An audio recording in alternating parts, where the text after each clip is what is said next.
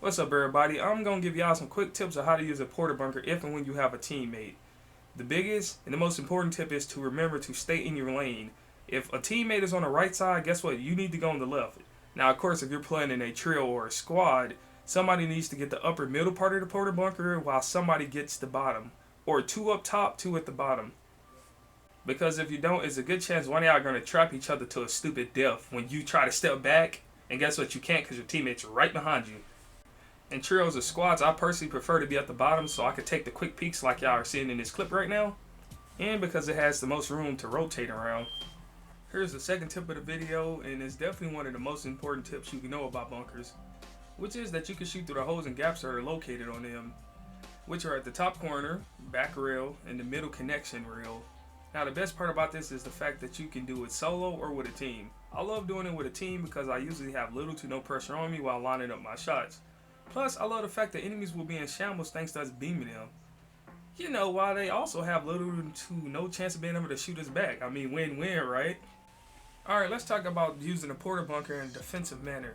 One thing I've noticed is that a lot of players seem to be anti-porta bunker or any type of defensive item that can protect them, whether that's the shield bubble, the porta bunker, the ice wall, earth bending. You know, the so-called cowardly items, as most of these wannabe macho men will say. But I always tell them, it ain't my fault you ain't smart enough to protect yourself.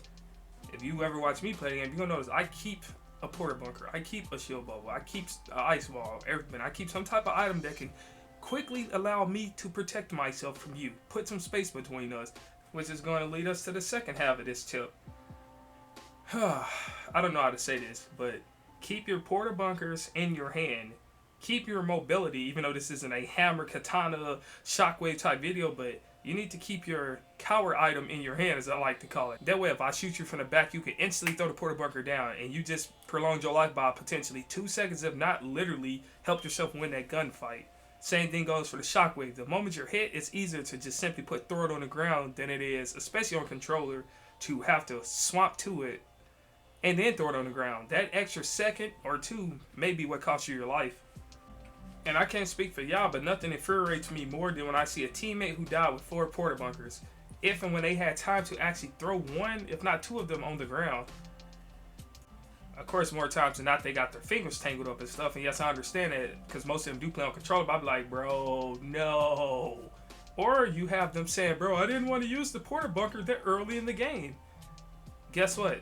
It's better to use it now because you may not get it later. And that's how I'm going to end this video.